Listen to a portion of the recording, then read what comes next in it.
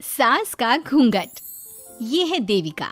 देविका पढ़ी लिखी और मॉडर्न लड़की है, लेकिन उसकी शादी ऐसे परिवार में हुई है जो गांव में रहता है। भले ही ये 21वीं सदी है, लेकिन देविका की ससुराल वालों की सोच वो तो 18वीं सदी से आगे बढ़ी ही नहीं। आइए जानते हैं क्या होगा जब शहर की पढ़ी लिखी और मॉडर्न लड़की फंस जाएगी संकीर्ण मानसिकता वाले माहौल में। सागर, ये तुम्हारे गांव में सबने इतने लंबे लंबे घूंघट क्यों कर रखे हैं? और ये सब मुझे इतना घूर घूर कर क्यों देख रहे हैं? अरे यार, तुम भी घूंघट कर लो ना, इसीलिए तो देख रहे हैं सब तुम्हें। कम ऑन सागर, मैं घूंघट नहीं कर सकती। तुम्हें पता है ना मैं कौन हूँ। लेकिन देविका, मेरे पिताजी, चाचा जी, बड़े भैया और जीजा जी ने तुम्हें बिना घूंघट के देख लिया ना तो बहुत गुस्सा होंगे और न जाने कौन कौन से फरमान सुनाएंगे। घर चलो, देखा जाएगा जो होगा। सागर देविका से कई बार कहता है कि वो घूंघट कर ले, लेकिन देविका सागर की नहीं सुनती और अपने ससुराल के दरवाजे पर पहुंच जाती है। जब देविका वहां पहुंचती है तो देखती है कि उसकी सास बिमला, चाची सास कम्मो और जेठानी सुजाता ने लंबा सा घूंघट कर रखा था, पर उनकी ननद वीना ने घूंघट नहीं किया हुआ था। लेकिन हाँ, उसने सर पर सलीकी के साथ दुपट्टा जरूर ओढ़ा हुआ था। सागर अपनी पत्नी को सबसे मिलवा रहा होता है, तभी सागर के पिता जोगिंदर बोलते हैं, सागर, तूने बहू को इस घर के तौर तरीके नहीं समझा। हमारे घर की औरतें बिना घूंघट के किसी पर आए मर्द के सामने नहीं आती और तू इसे ऐसे ही ले आया।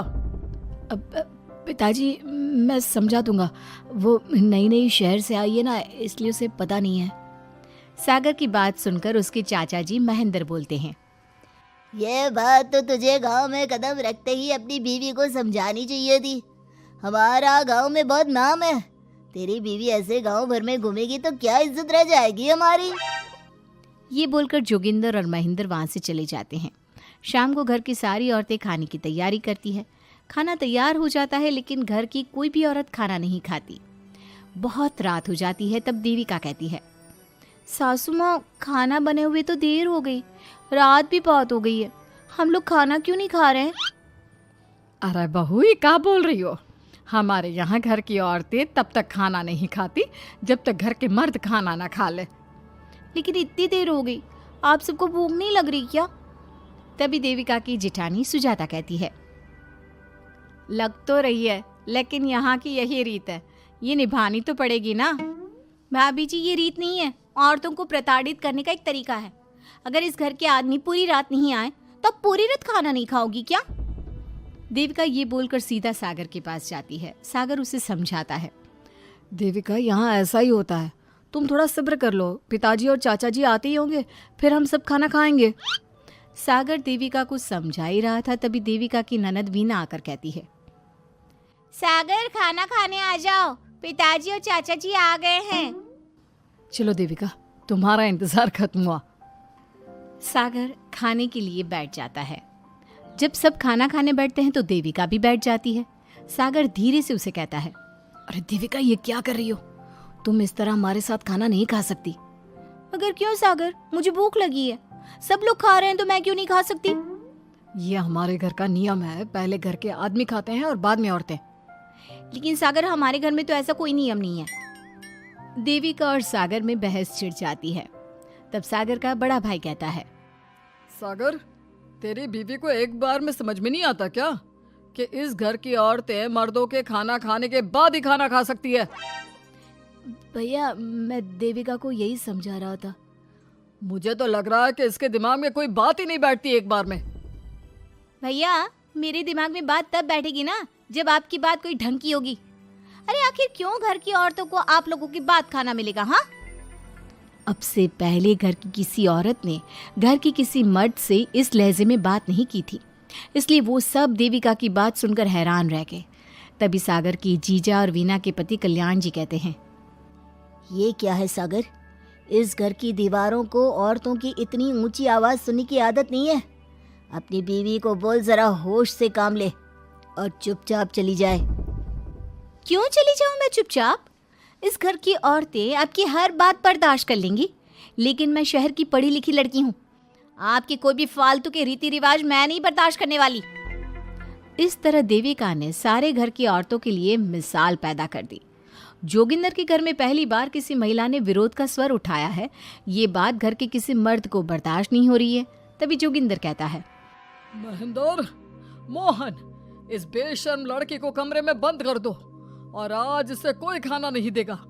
अगर किसी ने इसे खाना दिया तो मैं उसे जिंदा नहीं छोड़ूंगा। महेंद्र और मोहन उसे कमरे में बंद कर देते हैं और उसे खाना भी नहीं देते। रात के 3 बज जाते हैं। भूख की वजह से देविका को नींद भी नहीं आती। तभी उसे कुछ महसूस होता है। ऐसा लग रहा है कोई दरवाजा खोल रहा है, लेकिन इतनी रात को कौन हो सकता है? कहीं सागर तो नहीं? देविका उम्मीद भरी नजरों से दरवाजे की तरफ देखती है, लेकिन दरवाजा खोलने वाला सागर नहीं बल्कि विमला और कम्मो है। माँ जी, चाची जी, आप दोनों? बहू, ये ले, हम तेरे लिए खाना लाए हैं, खा ले। और ये बात ना तो किसी को बताना मत कि हमने तुझे खाना दिया है, नहीं तो हमारे मर्द मार मार कर हमारा बुरा हाल कर देंगे। माँ जी, आप यहाँ इतना घुट घुट कर क्यों रहती हो? देविका, अब तू भी इस घर की बहू है, तू भी हमारी तरह रहना सीख ले। इस घर के कायदे कानून अपना ले। इस घर के मर्द तो कभी बदलने वाले हैं नहीं बहू, तो तू ही बदल ले अपने आप को। माँ जी, बदलाव अच्छे के लिए हो तो हमें बदलना चाहिए, बेकार और बेतुकी बातों का तो विरोध करना चाहिए। दोनों ने देविका को समझाने की कोशिश की, लेकिन देविका ने उल्टा उन्हें ही समझा दिया। इसी तरह एक दिन देविका किसी बात पर जोर जोर से हंस रही थी। तभी देविका की सास विमला ने उसे टोकते हुए कहा, अरे बहू, तू इतनी जोर जोर से क्यों हंस रही है? हमारे घर की औरत इतनी जोर जोर से नहीं हंसती। विमला अपनी बहू को समझा रही थी कि तभी महेंद्र बोलता है, अरे कम्मो, कौन है ये औरत जो बेशर्मों की तरह जोर जोर से हंस रही है? तभी कम्मो और देविका बाहर आ जाती हैं। जी वो मैं हंस रही थी चाचा जी, अब आप लोग हंसने पर भी पाबंदी लगाओगे क्या? तुम जैसी बदतमीज लड़कियों से मैं बात नहीं करना चाहता, लेकिन कान खोलकर सुन लो, इस घर की औरतें इतना जोर जोर से नहीं हंसती। और हाँ, तुम्हें पहले ही बता चुके हैं कि इस घर की दीवारों को औरतों की तेज आवाज सुनने की आदत नहीं है।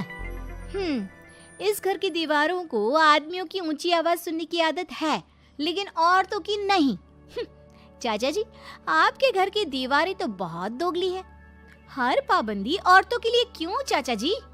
औरतें ये नहीं कर सकती, औरतें वो नहीं कर सकती। औरतें सांस ले सकती है या उस पर भी पाबंदी है? चुप हो जाना बहू, मत बोल और घूंघट कर ले। ये तेरे चाचा ससुर है, थोड़ा तो लिहाज कर। कम्मो के समझाने पर भी देविका चुप नहीं होती। वो महेंद्र से ऐसे ऐसे सवाल पूछती है जिनका जवाब उसके पास होता ही नहीं। महेंद्र गुस्से से सागर को आवाज देता है। महेंद्र की आवाज सुनकर घर के सभी आदमी बाहर आ जाते हैं। जी चाचा जी, आपने बुलाया? अपनी मुंह जोर बीवी को यहाँ से ले जाने तो कुछ अनर्थ हो जाएगा। क्या हुआ चाचा जी? तेरी बीवी जिस तरह से मुझसे बात कर रही है, छोटे बड़े की तमीज नहीं है इसे।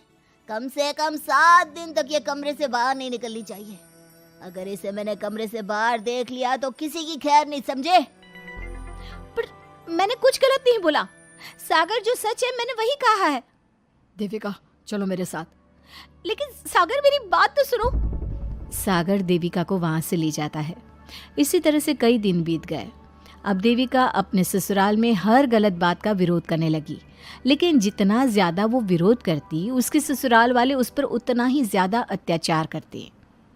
अब देखना यह है कि देविका अपने ससुराल वालों के अत्याचार को यूं ही सहती रहेगी। क्या उसके ससुराल में घूंघट में औरतों का दम इसी तरह घुटता रहेगा? अगर आप इन सवालों के जवाब जानना चाहते हैं ना, तो हमें कमेंट करके ज़रूर बताइएगा। और हमारी स्टोरी को लाइक, शेयर और चैनल को सब्सक्राइब करना ना भूलें।